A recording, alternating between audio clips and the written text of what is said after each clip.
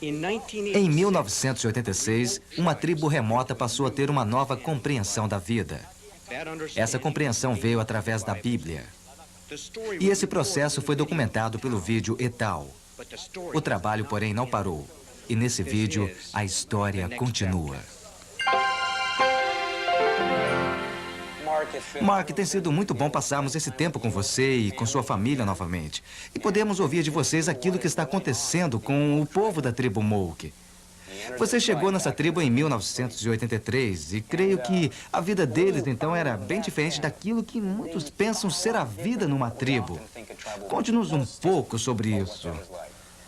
Veja, John, uma das impressões que muitos têm sobre os povos indígenas é que eles vivem numa sociedade ideal, feliz com suas crenças e seu modo de vida. Sim, o que você está dizendo é realmente verdade. Parece que muitos pensam assim. E o que eu gostaria de fazer antes de vermos como vive a tribo Moke hoje é voltarmos um pouco no tempo. No primeiro vídeo que fizemos, Etal, nós descrevemos a sociedade Moke como uma sociedade fundamentada no engano. Nós mostramos como os homens vestiam uma máscara que representava um ancestral morto, e também como eles dançavam. Nós vimos como uma mulher poderia ser morta se ela revelasse saber que quem personificava aquela máscara era apenas um homem. E já várias vezes foi feita a pergunta: as mulheres não percebiam que era somente um homem? Elas realmente achavam que era um espírito? As mulheres sabiam que era somente um homem atrás daquela máscara. Elas percebiam ao verem os pés, nos quais se conheciam cicatrizes, quem sabe um dedo quebrado ou algo que revelasse a identidade de quem usava aquela máscara. E se uma mulher revelasse saber quem era? Bem, então ela teria que ser morta. É isso que os homens da tribo me explicaram, era o costume deles. Outra coisa que os homens faziam era obrigar as mulheres a fazerem muita comida para o espírito da máscara. E não estou exagerando ao dizer que era muita. Eu já vi. Era um exagero. E não era nada fácil. As raízes têm de ser desenterradas, carregadas pelas escorregadias trilhas montanhosas e então preparadas. E à noite, os homens faziam uma grande festa em sua maloca, onde a presença das mulheres era proibida.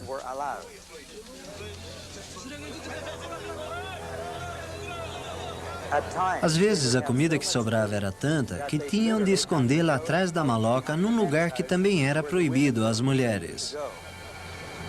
Eles nunca davam nada às mulheres, pois queriam que elas acreditassem que os espíritos eram quem comiam a comida.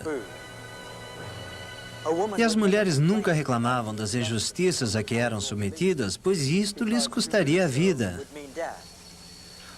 O medo as mantinha caladas. Não era nada fácil a vida das mulheres.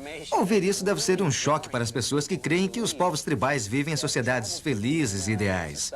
Um medo que obriga alguém a se calar certamente não é característica de felicidade. É verdade. E não eram somente as mulheres que viviam dominadas pelo medo. Toda aquela sociedade vivia debaixo do medo. Na tribo Moke e em muitas outras tribos, a feitiçaria é a coisa mais temida nesse mundo. Por exemplo, recentemente ouvi uma história de um homem chamado Kamaias. Kamaias era um homem poderoso que vivia na aldeia de Dandangabu. Um inimigo de uma tribo vizinha fez um trabalho de feitiçaria contra ele. O pajé capturou seu espírito numa latinha. Ele levou essa latinha para casa e jogou-a no fogo.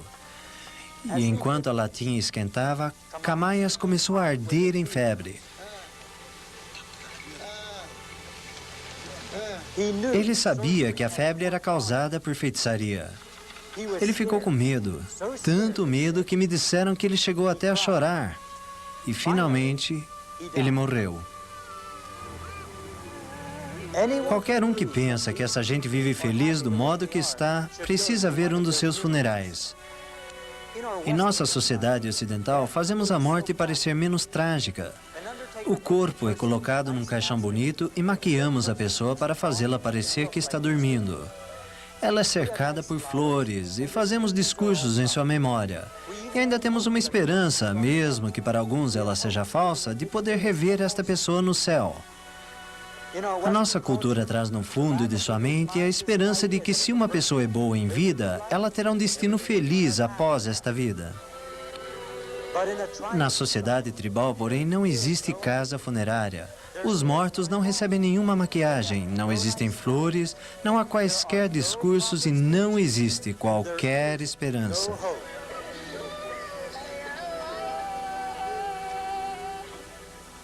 Bem, pelo menos vocês foram lhes ensinar da esperança eterna que temos na palavra de Deus, a Bíblia. Mas, Mark, fale-nos um pouco sobre como vocês ensinaram essa gente. Claro, é esta parte que realmente me anima. Nós tomamos a Bíblia e, começando em Gênesis, ensinamos em sequência cronológica, escolhendo passagens-chave sobre Deus, quem Ele é, como Ele é, e tópicos como o pecado, o que é, quem é pecador e o julgamento desse pecado. Cada tema e cada lição se baseavam nas anteriores, como numa revelação progressiva da palavra de Deus. Enquanto ensinávamos pela primeira vez o Velho Testamento, os homens da tribo começaram a me procurar, querendo saber como fazer com toda a falsidade em que viviam. Eles estavam aprendendo que todo engano é pecado. O peso do pecado começava a pesar sobre os seus ombros. O que faremos, Mark? Nós mentimos para as mulheres. Nós as enganamos, as iludimos. O que vamos fazer? Deus vai nos julgar pelas mentiras. Mas se contarmos para as mulheres, vai ser uma grande vergonha. Na cultura deles, um homem nunca pedia desculpas a uma mulher. Mas depois de aceitarem a Cristo, os homens Moke reuniram as mulheres para lhes dizer como eles as enganavam com as máscaras. E as mulheres lhes disseram: "Ah, mas nós sempre soubemos que eram vocês e não um espírito." Pois as mulheres se faziam de enganadas para não serem mortas como mandava sua cultura. Agora, não pense que esta não era uma questão séria para eles. A cultura tradicional Moke conta como uma tribo inteira foi exterminada por outra por ter revelado o segredo da máscara a uma de suas mulheres. Então, ao final de sua cronologia, vocês lhes ensinavam sobre a morte e a ressurreição de Jesus Cristo. Sim, e foi aí que nós lhes mostramos a associação entre o Velho e o Novo Testamentos. Foi então que eles perceberam que o sacrifício do cordeiro registrado no Velho Testamento era uma figura daquilo que Cristo faria na cruz. O vídeo e tal tem uma cena que muitas pessoas já me disseram ser a predileta. Vamos vê-la então.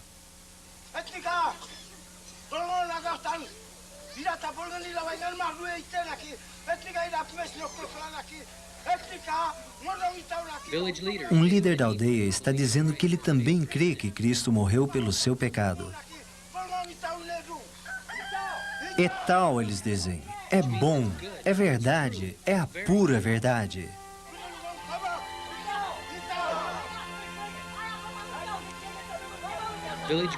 Uma avó se alegra por ele crer e ela diz que também crê. Vários Mouk dão o seu testemunho de crerem que Cristo carregou os seus pecados.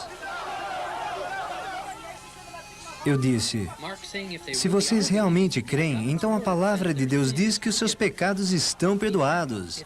É tal, é bom, é verdade. E um júbilo espontâneo se espalha entre os Mouk numa celebração que durou 2 horas e meia.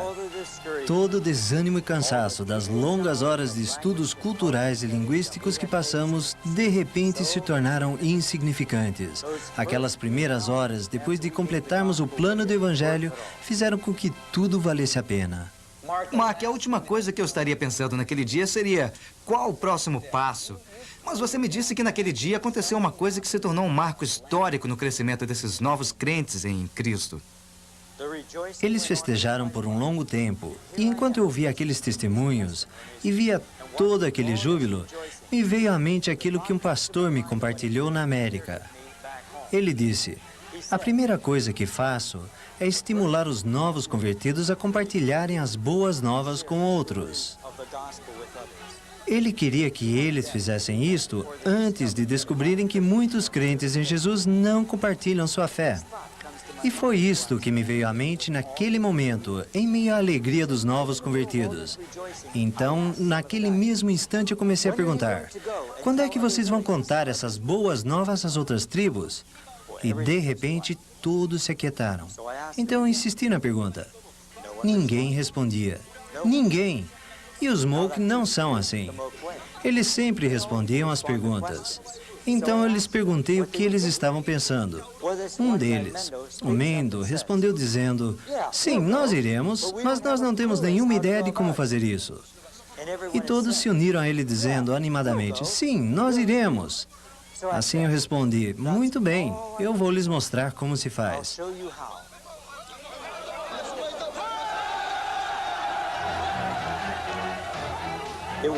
E realmente, era animador conviver com esses novos irmãos em Cristo. A sua fé era tão simples. Por exemplo, pouco tempo depois, eu estava ensinando o livro de Atos. E no 4º capítulo, nós líamos aquela parte em que os apóstolos Pedro e João deram seu relatório à igreja. O texto diz, ouvindo isso, levantaram juntos suas vozes a Deus, dizendo, ó soberano, tu fizeste o céu, a terra, o mar e tudo o que neles há. E ali eu estava, lendo sobre o Deus Criador de todas as coisas, do céu, da terra, e cheguei no versículo 31. Depois de orarem, tremeu o lugar em que estavam reunidos. Pois exatamente após eu ler esta passagem, ocorreu um tremendo terremoto.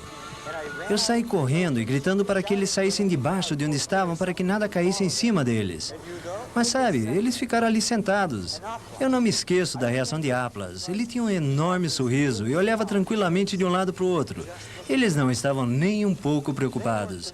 Sua atitude era, é isso aí.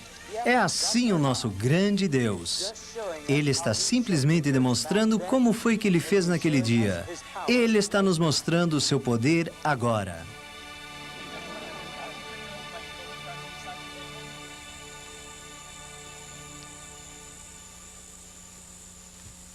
Com a nova honestidade que passou a haver entre os Mouk, muitos relacionamentos quebrados pela falsidade puderam ser restaurados.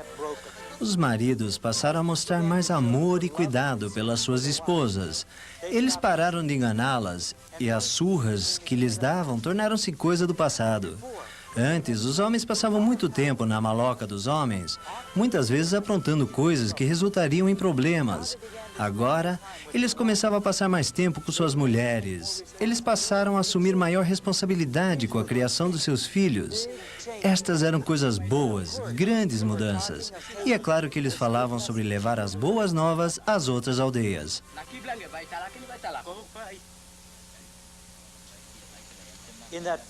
Na primeira semana depois deles se converterem, apareceram 3 homens de uma aldeia vizinha querendo saber se nós os ensinaríamos. Eles têm luz nos seus olhos, mas nos nossos olhos só trevas. Quando olhamos nos olhos uns dos outros, só vemos escuridão. Nos olhos destes que vocês ensinaram, vemos luz. Nós queremos esta luz. Pois esses homens começaram a aparecer toda semana, implorando para que fôssemos lhes ensinar. Então eu pensei, está aí a oportunidade para os homens da minha aldeia aprenderem a ensinar. Bem, desde o início você implementou uma estratégia na qual eles aprenderiam a ensinar pelo seu exemplo. E eu tenho aqui um diagrama que eu gostaria que você nos explicasse a sua estratégia. Os passos básicos foram os seguintes. Na segunda aldeia, eu ensinei e eles me ajudaram. E o que realmente ficou claro foi que os novos convertidos perceberam que eu estava ensinando esta nova aldeia exatamente da mesma maneira que eles haviam aprendido. Um passo de cada vez. De A para B, de B para C. Era exatamente o mesmo processo. E isso realmente animou os novos crentes da primeira aldeia. Então eu comecei a pedir que alguns deles me ajudassem a ensinar. Eles ficaram com bastante medo a princípio, mas se deram muito bem e foram ganhando confiança com o passar do tempo.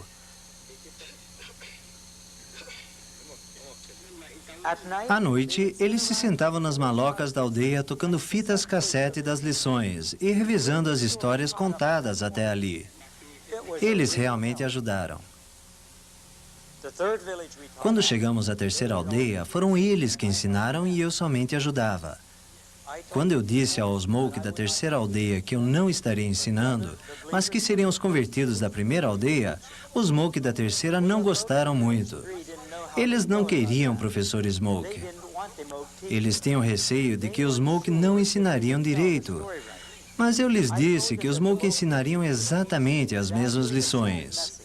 Eles ainda queriam que eu ensinasse, mas eu lhes disse que era impossível, pois eu era somente um e não poderia estar em tantas aldeias ao mesmo tempo. Seria um professor Moke ou então nada feito.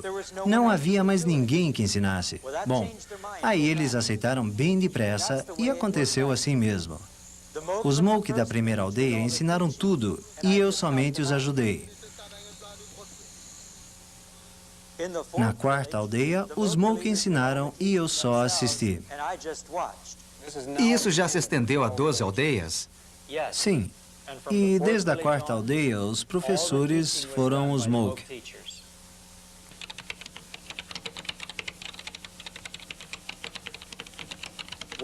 Uma das maiores chaves para o sucesso dessa multiplicação de ensino tem sido o nosso programa de alfabetização, desenvolvido pela minha esposa Glória. A fome pela palavra de Deus pode ser muito grande, mas se você não tem pessoas que possam ler a Bíblia, então não terá professores habilitados e você terá um problema nas mãos. Eu tenho traduzido literatura com toda a rapidez possível, a qual imprimimos numa impressora a laser e tiramos múltiplas fotocópias desse material. Minha filha Nicole tem muitas vezes nos ajudado com isso, e nós colocamos as cópias nas mãos dos Moke. A motivação para se aprender a ler é muito maior quando há uma variedade de literatura disponível. À medida que alfabetizamos os Moke, nós os temos estimulado a escreverem suas próprias histórias em seu idioma. E nós temos também colocado esse material à disposição. Em média, nós consumimos cerca de 8.000 folhas de papel por mês. Agora, não foi fácil os Moke deixarem sua aldeia por outras. Às vezes, pensamos que é mais fácil para obreiros ou professores indígenas, missionários indígenas, deixarem os seus lares, mas não é. Eles têm suas próprias terras, suas plantações, suas áreas prediletas de caça e pesca, sua família e seus amigos. E muitas vezes os lugares para onde vão são muito estranhos para eles. Eles terão de viver entre povos que lutavam contra seu povo, que faziam feitiçarias contra eles. E estes locais ficam muito longe da ajuda médica que nós oferecemos. Para eles é um verdadeiro sacrifício e requer uma real dedicação. Eu me lembro de Tawal, um dos nossos professores. Ele disse, sabe, na verdade eu não preciso ir. Eu poderia ficar aqui, mas eu sinto que Deus quer que eu vá. E isto basta. Assim eles vão. Nós temos 15 professores treinados em alfabetização e 42 professores bíblicos. E eles estão trabalhando em 12 aldeias. Sim, nós escolhemos uma dessas aldeias e do material bruto que vocês filmaram, nós montamos uma breve sequência de imagens. Vamos acompanhar a partir do último dia de ensino em que os professores encenam a vida de Cristo. Existem alguns crentes entre os espectadores que vieram nesse dia, mas eu acredito que a maioria que se vê é de não crentes. Muito bem. Aqui vemos Jesus sendo trazido perante Pilatos. Eles estão fazendo as acusações contra ele. Eles dizem, este é um homem mau, ele é culpado. Pilatos pergunta, mas o que foi que ele fez? Ele não está convencido de que as acusações são verdadeiras. Eles perguntam a Pilatos, de quem você é amigo? Você é amigo desse homem ou amigo de César? Você quer ser amigo de um homem mau? Agora estão surrando Jesus. Eles não batem com força suficiente para doer, mas são bem convincentes em transmitir a ideia de que Cristo realmente foi ferido. Todos os participantes desta dramatização vêm de aldeias que já foram evangelizadas. Eles são líderes cristãos, homens formidáveis. Eles cravam os pregos entre os pés e os dedos das mãos. Eles usam um corante vegetal misturado com água. É muito real.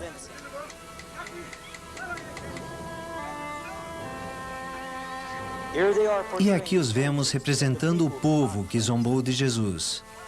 Ei, você aí na cruz. Você ajudou os outros. Vamos, ajude a si mesmo. Você não é capaz? Desça daí. Você não é tão poderoso? Você é mentiroso, é um enganador. Você não passa de um farsante. Várias pessoas já me disseram que quando eles veem os zombadores, estes causam um verdadeiro impacto neles. É o próprio Deus que está sendo zombado. Agora Jesus está morto e um soldado fura o seu lado com uma lança. Nós colocamos um saco plástico com corante vermelho para simbolizar o sangue derramado. E é então que muitos, ao verem o sangue escorrer, fazem a ligação com o sacrifício dos cordeiros no Velho Testamento. Um moço me disse que quando viu o sangue ele pensou, sim, é isto. Jesus é o cordeiro verdadeiro. Eu sabia. Agora estão retirando Jesus da cruz e colocando-o no túmulo. E durante toda esta dramatização, um dos professores está explicando detalhadamente à plateia aquilo que está acontecendo. É importante que eles compreendam cada etapa da dramatização. Esta porta de casca de árvore simboliza a pedra que foi rolada do túmulo vazio. Mark, isso é realmente muito bom. E é claro que aí vocês explicam que Cristo está realmente vivo. Exatamente. E no final, Cristo aparece dando a grande comissão, dizendo que devemos ir a todo mundo e pregar estas boas novas a todos. Agora vemos um professor muito animado. O seu nome é Tawal e ele está tão comovido que está tendo dificuldade para começar a falar. Mas ele está voltando ao Velho Testamento para explicar como aquelas passagens explicam a razão da vinda de Cristo. Ele começa lá em Gênesis e vai avançando pelo Velho Testamento, destacando o princípio que se encontra em Levítico 17:11. Porque a vida da carne está no sangue, pelo que vou-lo tenho dado sobre o altar para fazer expiação pelas vossas almas, porquanto é o sangue que faz expiação em virtude da vida. E também a passagem de Hebreus 9:22, sem derramamento de sangue não há perdão, perdão dos pecados. Ele está ensinando como um carneiro foi oferecido por Abraão no lugar de Isaque. E isto realmente ajuda a mostrar como somos pecadores sob condenação, merecedores de castigo. E então a morte de Cristo derramando seu sangue para pagar pelo nosso pecado. Bem, agora vemos alguns que começaram a entender e que estão se levantando para testemunhar que creem que Cristo morreu em seu lugar, pelos seus pecados. Eles começam a se levantar, homens, mulheres e crianças. E o professor lhes faz perguntas para ter certeza que eles realmente entenderam. Mas, Mark, nos diga, o que é que eles estão dizendo? Hoje eu aprendi a verdade. Eu creio na morte e no sangue como pagamento em substituição pelo meu pecado. Jesus tomou meu lugar e o meu pecado está perdoado.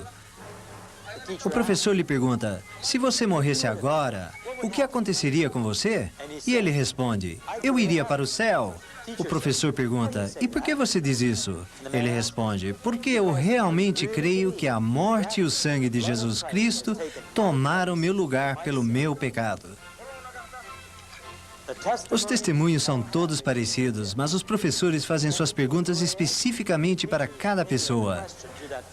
Se é uma pessoa que tinha um passado de boas ações, eles tentarão descobrir se ela está se baseando em qualquer mérito próprio para ser salvo. Este questionamento foi ideia dos Smoke.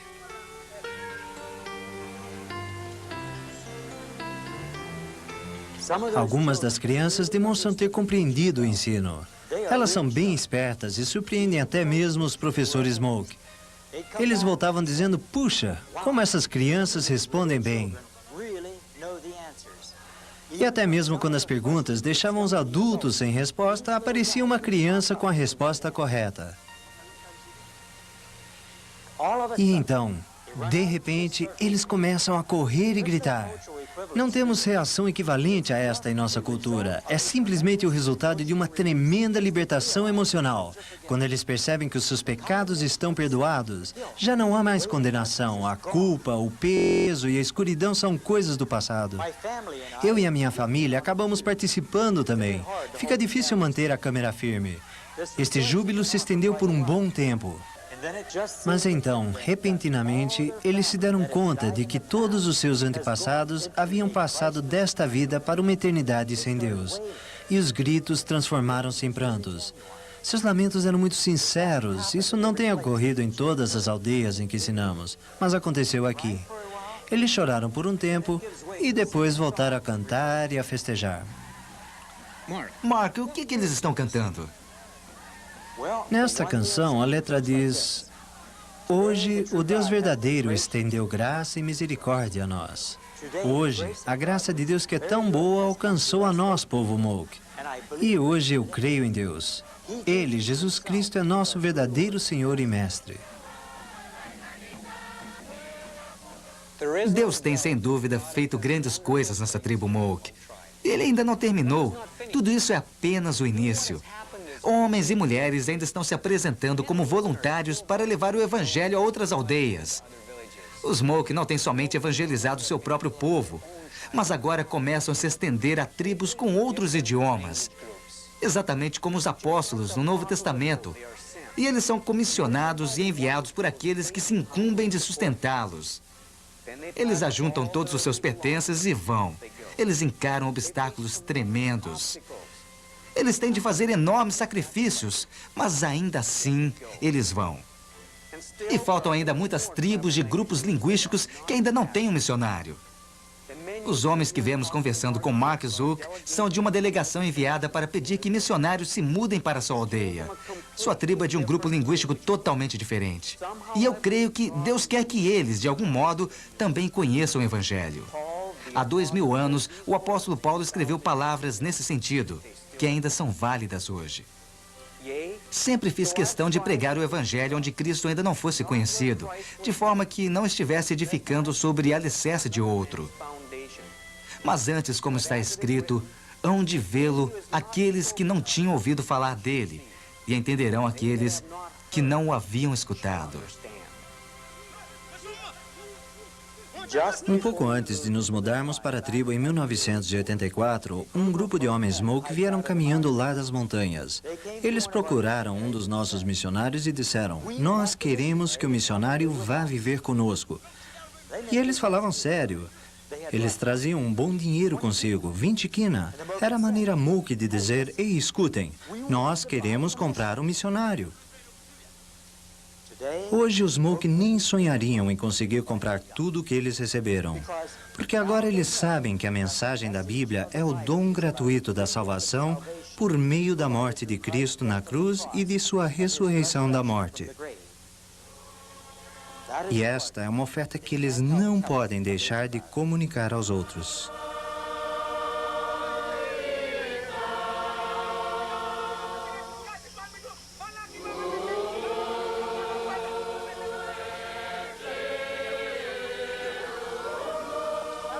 Mark nunca ensinou esse hino aos Moke. Ele nem sabe onde ouviram.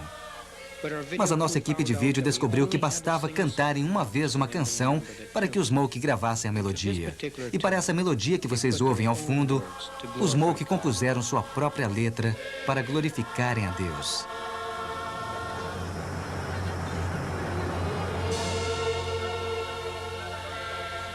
Foi difícil a nossa equipe de vídeo manter a sua objetividade enquanto gravavam as imagens. Estar no meio desse povo acaba lhe afetando.